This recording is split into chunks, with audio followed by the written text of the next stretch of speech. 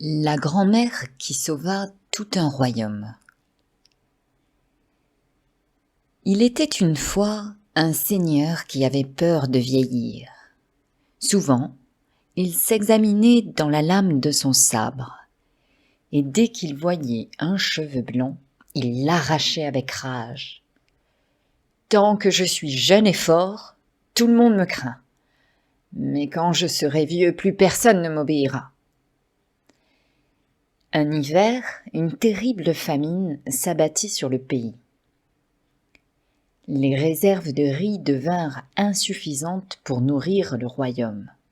« Qu'à cela ne tienne, débarrassons-nous des bouches inutiles, déclara le seigneur. Les vieillards ne sont même plus bons à cultiver le riz. À quoi cela sert-il de les nourrir? J'ordonne qu'à partir d'aujourd'hui, on les abandonne dans la montagne. Qu'ils se débrouillent loin de nous. » Aussitôt, des messagers s'élancèrent pour proclamer l'ordre du Seigneur.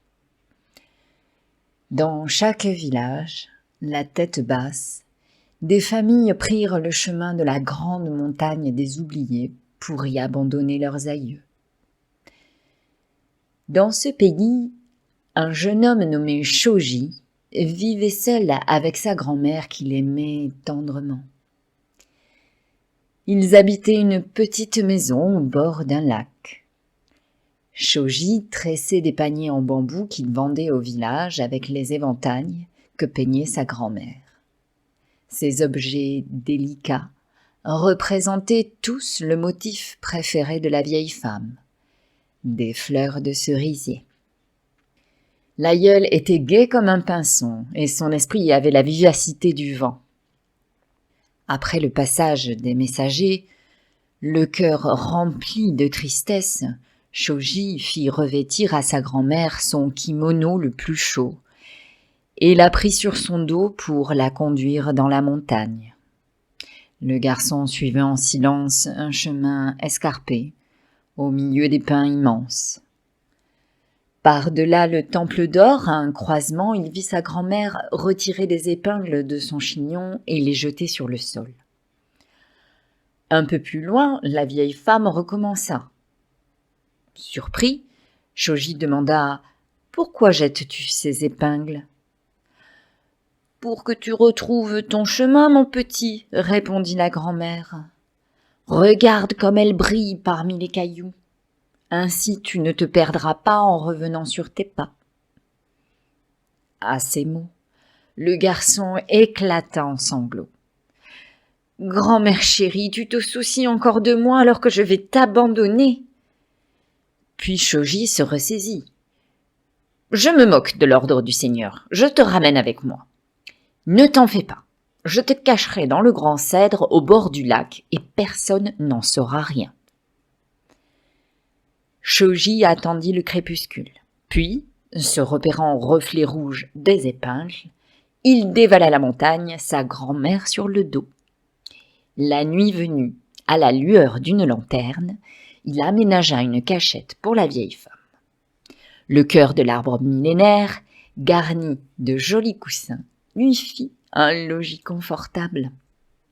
Chaque jour, il lui apportait en secret du riz et du thé bien chaud. La vieille femme continuait à peindre ses éventails et les oiseaux lui tenaient compagnie. Le temps passa. Au début du printemps, le seigneur reçut une lettre de menace de son rival qui régnait sur le royaume voisin. La lettre disait « Avant la prochaine lune, tu devras m'apporter une coquille d'escargot traversée par un fil allant de l'ouverture à la pointe, le grondement de l'orage et un papillon assez féroce pour mettre en fuite un tigre. Sinon, j'envahirai ton pays. » Aussitôt, le seigneur réunit ses conseillers pour tenter de résoudre ces énigmes. Mais ils eurent beau se creuser la tête, ils ne trouvèrent aucune solution. Il fit ensuite venir les plus grands spécialistes du royaume, couturiers, musiciens, dresseurs de papillons. Mais à leur tour, ces hommes, si savants, durent bien avouer qu'ils n'y comprenaient rien. Alors, Désespéré, le seigneur fit savoir qu'il offrirait une forte récompense à celui qui résoudrait les 3 énigmes et éviterait ainsi une guerre au pays. Shoji entendit la nouvelle et alla trouver sa grand-mère. « Comment dois-je m'y prendre, grand-mère, pour faire passer un fil à l'intérieur d'une coquille d'escargot de l'ouverture à la pointe ?» La vieille femme, qui observait la nature depuis tant d'années, réfléchit toute la nuit. À l'aube, elle s'exclama. « C'est enfantin! Capture une fourmi et noue un fil de soie autour de sa taille. Ensuite, cherche une coquille d'escargot vide. Perce un trou à son sommet, dépose-y un grain de riz et place ta fourmi à l'entrée de la coquille.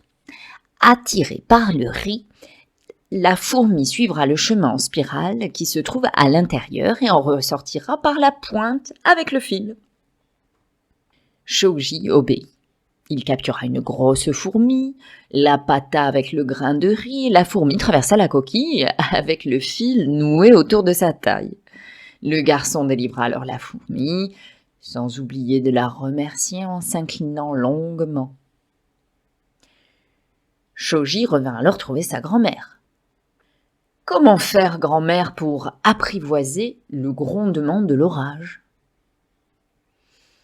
La vieille femme, qui avait appris à écouter le monde, réfléchit toute la nuit. À l'aube, elle expliqua. « C'est simple, commence par capturer un essaim d'abeilles. Ensuite, soulève la peau d'un tambour, enferme l'essaim à l'intérieur et retends la peau par-dessus. Ton tambour vibrera comme le ciel sous l'orage. » Le garçon prépara le tambour en suivant ses indications. Une fois enfermées, les abeilles se mirent à faire un beau vacarme. Pour la 3e fois, Shoji alla interroger sa grand-mère. « Où puis-je trouver, grand-mère, un papillon assez féroce pour mettre en fuite un tigre ?» La vieille femme, qui connaissait tellement d'histoires extraordinaires, réfléchit toute la nuit. À l'aube, elle annonça. « C'est facile. Procure-toi une bobine de fil, de solides tiges de bambou et 2 pièces de soie. Avec, tu fabriqueras 2 cerfs-volants. Sur le premier, tu peindras un tigre. Sur le second, un papillon. Attache-les ensuite l'un à l'autre avec du fil en plaçant le tigre au-dessus du papillon. Lorsqu'ils voleront dans le vent, le fauve fuira devant l'insecte. » Le jeune homme obéit. Il peignit 2 cerfs-volants, les réunit, les regarda s'élever dans les airs en riant. Les 3 objets étaient prêts. Sans attendre, Shoji déposa ses 3 ouvrages sur une brouette et se rendit au château pour les présenter au seigneur. Le souverain les examina patiemment. Il approcha son œil de la coquille d'escargot pour suivre le chemin du fil de soie. Il colla son oreille au tambour et recula, effrayé par le vacarme du tonnerre. Enfin, il sourit comme un enfant à la vue du tigre fuyant devant un papillon. « Tu as réussi. Grâce à toi, notre royaume ne sera pas envahi. Que désires-tu en récompense ?» « Maître, répondit Shoji, je vous demande la grâce de ma grand-mère. Elle est âgée, mais je l'aime et je n'ai pas eu le cœur de l'abandonner sur la grande montagne des oubliés comme vous l'aviez ordonné. »« Soit, dit le seigneur, tu es pardonné et ta grand-mère aura la vie sauve. Mais dis-moi, comment as-tu réussi à résoudre ces 3 impossibles énigmes ?» Shoji baissa la tête. « Ce n'est pas moi qui ai trouvé la solution, c'est elle. »« Mais alors, murmura le seigneur, une seule vieille femme serait plus intelligente que tous mes conseillers et tous mes savants réunis? C'est à peine croyable. » Honteux, le seigneur comprit que les vieillards ne sont pas inutiles. Leur expérience et leur sagesse les rendent au contraire infiniment précieux. Il les fit tous redescendre de la montagne et décida que désormais, les personnes âgées du pays seraient choyées et bien nourries. Chaque jour, on leur apporterait un thé rare qui fait vivre très longtemps, même les plus fragiles. À compter de ce jour, le Seigneur cessa d'avoir peur de vieillir. Et lorsqu'il se découvrait un nouveau cheveu blanc, il se réjouissait. « Tiens, me voilà sans doute un peu plus sage qu'hier. » Quant à Shoji, il courut chez lui et fit sortir sa grand-mère de sa cachette. Pour fêter ce grand jour, il confectionna des gâteaux, puis tous deux allèrent déjeuner au bord du lac pour admirer les cerisiers en fleurs. Car au pays du soleil levant, il n'est pas de plus beau spectacle.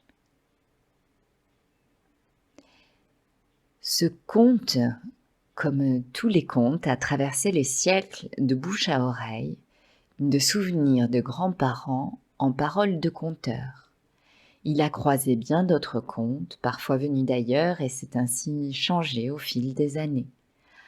Avant que votre mémoire d'auditeur ne le transforme encore, quant à votre tour, vous le raconterez.